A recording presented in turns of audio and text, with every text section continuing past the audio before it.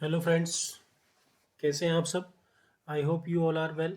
आज की इस डेली करंट अफेयर की सीरीज़ में हम जो पढ़ने वाले हैं वो 23 जनवरी 2023 से रिलेटेड जितने भी इम्पोर्टेंट फैक्ट बन सकते हैं, जितने भी इम्पोर्टेंट क्वेश्चंस बन सकते हैं, वो सभी हम आज की इस वीडियो में डिस्कस करने वाले हैं। तो आप सबका स्वागत है मेरे यूट्यूब चैनल एग्ज़ाम नीति बाय राहुल सर में। और मेरा जो टेलीग्राम ग्रुप है वो एग्ज़ाम्स नीति के नाम से है। तो अगर आपने अब तक मेरे टेलीग्राम चैनल को ज्वाइन नहीं किया है तो उसे ज़रूर ज्वाइन कर लेना, और अगर आप नए हैं मेरे चैनल पे तो इसको सब्सक्राइब कर लेना, मेरे यूट्यूब चैनल को। बिना किसी देरी के हम लोग स्टार्ट करते हैं हमारी आज की इस सीरीज़ में। सबसे पहला क्वेश्चन जो हम लोग समझने वाले हैं, ध्यान रखना, ये है हाल ही में जारी ग्लोबल फायर पावर इंडेक्स में भारत कौन से स्थान पर रहा। यानी हाल ही में अगर हम लोग बात करें, एक इंडेक्स रिलीज किया गया है 2023 से संबंधित, ध्यान रखना, जिस इंडेक्स का नाम क्या है, ग्लोबल फायर पावर इंडेक्स। और इस ग्लोबल फायर पावर इंडेक्स में भारत की जो रैंक है वो कितने नंबर की है, तो चौथे नंबर की रैंक है। इसमें जो टॉप पे रहने वाला देश है वो है यूनाइटेड स्टेट, दूसरे नंबर पे रसिया, तीसरे पे चाइना, चौथे पे इंडिया। ध्यान रखना, पांचवे पे कौन सा देश है, तो यूके। बेसिकली अगर हम लोग बात करें टॉप 5 कंट्रीज के नाम की एक लिस्ट मैंने यहाँ पे जारी कर रखी है, जिससे आपको ये पता चले कि ग्लोबल फायर पावर इंडेक्स में टॉप 5 कंट्रीज कौन कौन सी हैं, जिसमें टॉप पे यूनाइटेड स्टेट्स है, चौथे पायदान पे भारत है। आइए जानते हैं इनसे संबंधित कुछ इंपॉर्टेंट फैक्ट जो कि आपके एग्जाम ओरिएंटेड है, जो आपके एग्जाम्स में पूछे जाने के चांसेस है। तो अगर आपसे वो पूछे ग्लोबल फायर पावर रिपोर्ट में इस वर्ष कितने देशों ने भाग लिया, तो 145 देशों ने। और इस 145 देशों में भारत की जो रैंक है वो कितनी है, तो फोर्थ। ग्लोबल फायर पावर सेना की संख्या, राष्ट्रीय संसाधन, वित्तीय स्थिति, लॉजिस्टिक और भौगोलिक पैमाने के आधार पर देशों की रैंकिंग करता है। और इस रैंकिंग में दुनिया में सबसे शक्तिशाली जो देश है अगर हम लोग समझे तो उसमें वो कौन सा देश है भाई, संयुक्त राज्य अमेरिका। जिसके बाद रूस, चीन, भारत इस स्थान पे आया हुआ है, चौथे पायदान पे। तो अगर हम बात करें, आपके एग्जाम में जो क्वेश्चन पूछा जाएगा वो क्वेश्चन ये पूछा जाएगा, ग्लोबल फायर पावर इंडेक्स में भारत की क्या रैंक है, तो आपको मालूम होना चाहिए भारत की रैंक है फोर्थ। या फिर आपसे क्वेश्चन पूछा जाएगा ग्लोबल फायर पावर इंडेक्स 2023 के अकॉर्डिंग टॉप पे रहने वाला कौन सा देश है, तो ये भी याद रखना है आपको, यूएसए, जो कि टॉप पे रहने वाला है यहाँ पे। ठीक है, तो ये था हमारा पहला क्वेश्चन जो बिल्कुल एग्जाम ओरिएंटेड है, जो कि आपके एग्जाम्स में पूछे जाने के बहुत ज़्यादा चांसेस है। हाल ही में भारत और मिस्र के बीच किस सैन्य अभ्यास का पहला संस्करण राजस्थान के जैसलमेर में शुरू किया गया है, तो आप ध्यान रखना, अगर हम लोग बात करें आपके एग्जाम्स में सैन्य अभ्यास से भी रिलेटेड क्वेश्चंस लगातार पूछे जा रहे हैं। अगर हम लोग अभी जो जीडीपी एनालिसिस है, जीडी के एग्जाम्स हैं, या लास्ट जो अभी हमारे सीजीएल के एग्जाम हुए थे, उन एनालिसिस के बिहाफ पे आप देखना, आपके एग्जाम में एक क्वेश्चन आपको सैन्य अभ्यास, यानी जिसे हम लोग बोलते हैं military exercise, navy exercise, air force exercise, इनसे रिलेटेड आपको ज़रूर मिलने वाला है। तो हाल ही में भारत और मिस्र देश, भारत और दूसरा देश कौन सा है, मिस्र, ये वो दो देश हैं जिन दो देशों ने हाल ही में पहला संस्करण पूरा किया है, जिसको नाम क्या दिया है, साइक्लोन। साइक्लोन एक्सरसाइज, जो कि राजस्थान में संपन्न किया गया, राजस्थान के जैसलमेर में संपन्न किया गया। ये भारत और मिस्र देश के बीच किया गया। आपके एग्जाम में वो क्वेश्चन पूछेगा कि भारत और किस देश के बीच साइक्लोन का पहला सैन्य अभ्यास किया गया, तो आपका जवाब होगा भारत और कौन सा देश, मिस्र देश के साथ। तो ये आपका क्वेश्चन यहाँ पे ध्यान रखना, जो आपके एग्जाम में पूछे जाने के चांसेस हैं, वो सारी चीजें हमने यहाँ पे समझी है। अब अगर हम लोग कुछ फैक्ट बेसिस डिस्कस कर लें, तो इनमें फैक्ट बेसिस कुछ पॉइंट डिस्कस करेंगे, जैसे कि भारतीय और मिस्र की सेनाएं पहली बार संयुक्त सैन्य अभ्यास करने वाली है, जिसका आयोजन कर रही है, ध्यान रखना, कहाँ पर, राजस्थान जैसलमेर में। यह आपकी अपनी तरफ का पहला अभ्यास है, क्योंकि यह देश के विशेष बलों को एक आम मंच पर लाता है। 30 से 40 विशेष बल अभ्यास इसमें भाग लेंगे। सेनाएं युद्ध मुक्त, गिरावट, स्पिनिंग, निगरानी इत्यादि में शामिल होंगी और प्रशिक्षित होंगी। नेक्स्ट क्वेश्चन जो आपके एग्जाम ओरिएंटेड, जो कि पूछे जाने के चांसेस हैं, उन्हीं क्वेश्चंस को हम यहाँ पे डिस्कस करते हैं। बेमतलब के या फालतू के क्वेश्चंस आपको मेरी इस सीरीज में नहीं मिलेंगे। मोस्टली आपको मेरी सीरीज में या तो 6 क्वेश्चन या तो 7 क्वेश्चन मिलेंगे, और वो वही क्वेश्चन, ध्यान रखना, कभी 5 क्वेश्चन भी मिलते हैं, क्योंकि हम उन्हीं क्वेश्चंस को डिस्कस करते हैं जिनका हमारे एग्जाम के पॉइंट ऑफ व्यू से कोई लेना देना होगा, या जैसे कि चांसेस होंगे पूछे जाने के। हाल ही में अगर हम लोग बात करें पुलिस महानिदेशकों के महानिरीक्षकों के अखिल भारतीय सम्मेलन 2022 का आयोजन किस शहर में आयोजित किया गया? Recently in which city the all Indian conference of directors general inspectors general of police was organised? हाल ही में अगर हम लोग बात करें मोदी जी की अध्यक्षता में PM to attend all Indian conference of director general and inspector general of police, 21 और 22 जनवरी को ध्यान रखना, नई दिल्ली में कॉन्फ्रेंस के माध्यम से भारत के प्राइम मिनिस्टर के द्वारा इसको ऑर्गेनाइज किया गया, ध्यान रखना। कहां पर? तो नई दिल्ली में। पुलिस महानिदेशकों महानिरीक्षकों के अखिल भारतीय सम्मेलन 2022 का आयोजन 21 से 22 जनवरी 2023 में नई दिल्ली में संपन्न किया गया। इस सम्मेलन में प्रधानमंत्री नरेंद्र मोदी ने भी भाग लिया था। ध्यान रखना, राज्यों केंद्र शासित प्रदेशों के डीजीपी और केंद्रीय सशस्त्र बल पुलिस बलों और केंद्रीय पुलिस संगठनों के प्रमुख सहित लगभग 100 आमंत्रित व्यक्तियों से सम्मेलन में भाग लिया था। इसमें साइबर अपराध, पुलिसिंग, प्रौद्योगिकी आदि सहित कई मुद्दों पर चर्चा की गई, कई मुद्दे डिस्कस किए गए, जिसमें हमारे देश के पीएम भी कॉन्फ्रेंस के माध्यम से इसमें शामिल हुए थे। अगला क्वेश्चन जो हम यहाँ पे डिस्कस करने वाले हैं, ध्यान रखना, वो आपसे क्वेश्चंस क्या हम डिस्कस करने वाले हैं, तो बेसिकली अगर हम लोग समझे हाल ही में किस राज्य या केंद्र शासित प्रदेश, हाल ही में किस राज्य या केंद्र शासित प्रदेश की पुलिस ने साइबर कांग्रेस की पहल की है, साइबर कांग्रेस की पहल को लॉन्च किया है? ध्यान रखना, विच स्टेट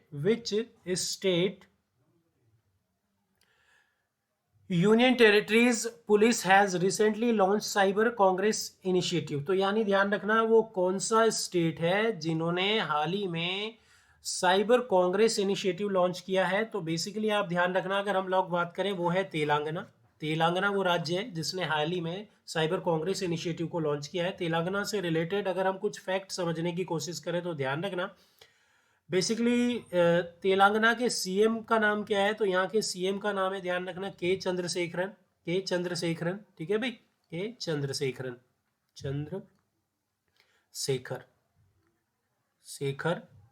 राव। और अगर हम लोग यहाँ के गवर्नर की बात करें तो ध्यान रखना, यहाँ के गवर्नर कौन है? तमिलसाई सौंदरराजन, ठीक है भाई। कुछ फैक्ट अगर हम लोग समझ लें तो ध्यान रखना, तेलंगाना पुलिस की महिला सुरक्षा विंग ने हाल ही में साइबर कांग्रेस की पहल की शुरुआत की। इसका उद्देश्य युवा पीढ़ी को साइबर अपराधों से खुद और अपने समुदायों को बचाने के लिए प्रशिक्षित करना और सशक्त और लेंस बनाना। ध्यान रखना, इसके तहत तेलंगाना पुलिस ने अपने राज्य में, इसका उद्देश्य ये था कि जो नई पीढ़ी आ रही है, नई जनरेशन आ रही है, उसको इसके तहत शिक्षित करना और अपने आसपास के लोगों को भी इससे बचाए रखने के लिए हमने इसकी पहल की और इसके सहयोग में हमने इसका योगदान दिया, ठीक है भाई। तो अगर हम लोग तेलंगाना की बात करें तो मैंने आपको बताया, ध्यान रखना, बेसिकली तेलंगाना से रिलेटेड अभी फिलहाल अगर हम समझें तेलंगाना के सीएम कौन है, तो मैंने आपको बताया के चंद्रशेखर राव। और अगर यहाँ के गवर्नर की बात करें, तमिलसाई सौंदरराजन यहाँ के गवर्नर हैं, ठीक है भाई। नेक्स्ट हम लोग यहाँ पे समझने वाले अगला क्वेश्चन। हाल ही में केंद्रीय मंत्री अनुराग ठाकुर द्वारा वर्ष 2022 के सबसे प्रतिष्ठित वैज्ञानिक से किससे सम्मानित किया गया है? तो वो कौन है जिन्हें सबसे प्रतिष्ठित वैज्ञानिक अवार्ड से या सम्मान से सम्मानित किया गया है? तो आप ध्यान रखना, उन व्यक्ति का नाम क्या है? आर विष्णु प्रसाद की बात की जाए तो इनकी इमेज मैंने यहाँ पे लगा रखी है, तो ये आर विष्णु प्रसाद है और इन्हें हाल ही में सबसे प्रतिष्ठित वैज्ञानिक सम्मान से सम्मानित किया गया है और ये सम्मान वर्ष 2022 के लिए दिया गया है। ये वर्ष 2022 के लिए ये सम्मान दिया गया है, इनको ध्यान रखना बेसिकली। तो ये वो रीजंस हैं या वो फैक्ट है जो हमें यहाँ पे समझना है, ठीक है भाई। आर विष्णु प्रसाद को सूचना और प्रसारण मंत्री अनुराग ठाकुर ने नई दिल्ली के विज्ञान भवन में वर्ष 2022 के सबसे प्रतिष्ठित वैज्ञानिक सम्मान के तहत इंडियन अचीवर्स अवार्ड से सम्मानित किया। आर विष्णु प्रसाद को सूचना और प्रसारण मंत्री अनुराग ठाकुर ने नई दिल्ली के विज्ञान भवन में वर्ष 2022 के सबसे प्रतिष्ठित वैज्ञानिक सम्मान के तहत इंडियन अचीवर्स अवार्ड से सम्मानित किया। आर विष्णु प्रसाद के नाम 69 पेटेंट दर्ज हैं। यह पुरस्कार संस्कृति, विज्ञान, खेल और नवाचार सहित विभिन्न क्षेत्रों में उत्कृष्ट योगदान करने वाले व्यक्ति को प्रदान किया जाता है और 2022 का यह सम्मान आर अश्विन प्रसाद जी को दिया गया है। ठीक है भाई। अगला क्वेश्चन जो हम लोग यहाँ पे समझने वाले हैं वो ये है, हाल ही में भारत का पहला ऑनलाइन गेमिंग सेंटर, हाल ही में भारत का पहला ऑनलाइन गेमिंग सेंटर अगर हम लोग समझने की कोशिश करें ऑफ एक्सीलेंस किस राज्य केंद्र शासित प्रदेश में स्थापित किया गया है। तो बेसिकली हमें ये समझना है हाल ही में भारत का पहला online gaming centre of excellence किस राज्य प्रदेश में स्थापित किया गया। Recently India's first online gaming centre of excellence will be set up which state. तो ध्यान रखना ये कौन सा स्टेट है। बेसिकली अगर हम लोग बात करें मेघालय, और मेघालय में ही पहला एक्सीलेंस गेमिंग सेंटर को सेटअप किया गया है। अगर हम लोग कुछ फैक्ट जानने की कोशिश करें कि मेघालय से संबंधित, मेघालय के सीएम कौन है, मेघालय के अगर हम लोग सीएम की बात करें, चीफ मिनिस्टर की बात करें, तो ये ध्यान रखना कौन है, कोनोड संगमा। ठीक है, कोनोड संगमा। और यहां पे अगर हम लोग गवर्नर की बात करें तो ध्यान रखना गवर्नर कौन है, गवर्नर कौन है। तो यहाँ पे गवर्नर कौन है ध्यान रखना, तो उनका नाम है बीडी मिश्रा। ठीक है, यहाँ गवर्नर कौन है, बीडी मिश्रा। ठीक है भाई। तो आई थिंक आपको ये चीज़ें बिल्कुल समझ में आ रही होंगी। अगर आपको मेरे क्वेश्चंस, मेरे फैक्ट्स समझ में आते हैं तो ध्यान रखना, अगर हम लोग बात करें, अगर आपको लगता है कि ये आपके एग्जाम ओरिएंटेड है, आपको इसमें आपके एग्जाम्स में इंपॉर्टेंट्स या मदद मिलने वाली है, तो आपसे रिक्वेस्ट है ध्यान रखना। अगर हम लोग बात करें, आप अगर मेरे चैनल पर नए हैं तो सबसे पहले तो चैनल को आप लोगों को सब्सक्राइब करना है और बेल आइकन को प्रेस करना है, ताकि आने वाली जितने भी मेरी वीडियोस हैं उसकी नोटिफिकेशन आप तक पहुंच सके। और आप मेरे पुराने स्टूडेंट हैं तो यहाँ पे ध्यान रखना है लाइक और इसको सब्सक्राइब करना, शेयर करना बिल्कुल भी मत भूलिएगा अपने फ्रेंड सर्कल्स में। इससे रिलेटेड कुछ फैक्ट हम लोग जो यहाँ पे जानने वाले हैं वो ध्यान रखना। इलेक्ट्रॉनिक्स और सूचना प्रौद्योगिकी राज्य मंत्री और कौशल विकास उद्योग राज्य मंत्री राजीव चंद्रशेखर ने घोषणा की कि मार्च 2023 तक मेघालय के शिलोंग में भारत का पहला ऑनलाइन गेमिंग उत्कृष्ट केंद्र स्थापित किया जाएगा। भाई साहब देख लो, गेमिंग से रिलेटेड भी अब यहाँ पे फैक्चुअल क्वेश्चंस आने लगे हैं, या जो आपको मालूम होने चाहिए किस तरीके से वो क्वेश्चंस पूछ सकता है इन गेमिंग से संबंधित। ठीक है भाई, तो ये हमने यहाँ पे इस फैक्ट को समझा है।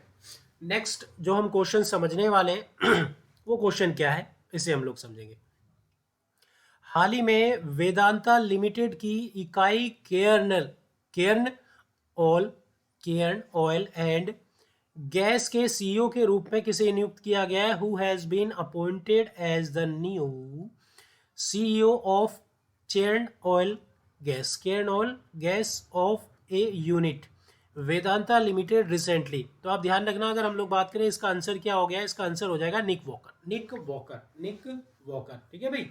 तो अगर हम लोग निक वॉकर की बात करें तो बेसिकली ये वो निक वॉकर की इमेज भी मैंने आप सबके सामने यहाँ पे रखी हुई है, और निक वॉकर को ही हाल ही में अगर हम लोग समझें वेदांता लिमिटेड की इकाई केयर्न ऑयल एंड गैस के सीईओ के रूप में नियुक्त किया गया है। निक वॉकर से संबंधित अगर हम कुछ फैक्ट जाने तो उसी को अब हम लोग समझने वाले हैं। नेक्स्ट ध्यान रखना, वेदांता लिमिटेड की इकाई केयर्न ऑयल एंड गैस ने निक वॉकर को मुख्य कार्यकारी अधिकारी यानी सीईओ के रूप में, चीफ एग्जीक्यूटिव ऑफिसर के रूप में नियुक्त किया है। चीफ एग्जीक्यूटिव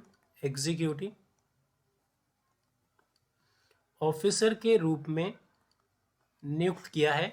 निक वॉकर ने पहले लुंडिन एनर्जी, एक बड़ी यूरोपियन स्वतंत्र ईएनपी कंपनी में अध्यक्ष और सीईओ के रूप में भी कार्य किया हुआ है। यानी ध्यान रखना, ये पहले से ही एक्सपीरियंस्ड है। इन्होंने लुंडिन एनर्जी और एक बड़ी यूरोपियन स्वतंत्र ईएनपी कंपनी में भी अध्यक्ष यानी सीईओ के रूप में काम कर चुके हैं। निक वॉकर की बात की जाए तो निक वॉकर ने टेलिस्मेन एनर्जी अफ्रीका ऑयल के साथ भी काम कर रखा है, और उन्हें तकनीकी, वाणिज्य और कार्यकारी नेतृत्व की भूमिका में 30 वर्ष का अंतर्राष्ट्रीय अनुभव है।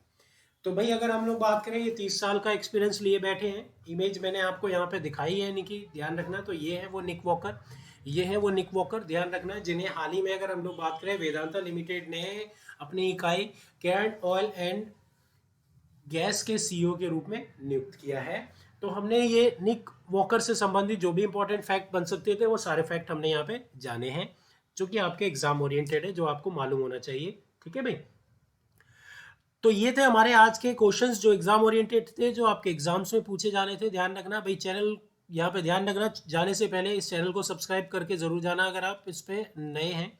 और अगर आप मेरे पुराने स्टूडेंट हैं तो ध्यान रखना, जैसा कि आपको मालूम है, इसको शेयर करना है ज़्यादा से ज़्यादा अपने फ्रेंड सर्कल में, और लाइक करके जाना है वीडियो को। तो ये था हमारा आज का करंट अफेयर। ध्यान रखना, आपने अब तक मुझे टेलीग्राम पे ज्वाइन नहीं किया है तो एग्जाम्स नीति का ये टेलीग्राम ग्रुप है, जिसे आप ज्वाइन कर सकते हैं। और मेरा यूट्यूब चैनल आपको मालूम ही होगा, एग्जाम नीति बाय राहुल सर के नाम से। Okay friends, bye bye. Next video में हम आपसे बहुत जल्द मिलने वाले नई करंट अफेयर के साथ, नई करंट अफेयर की वीडियो के साथ। Okay friends, bye bye. Next video में हम आपसे बहुत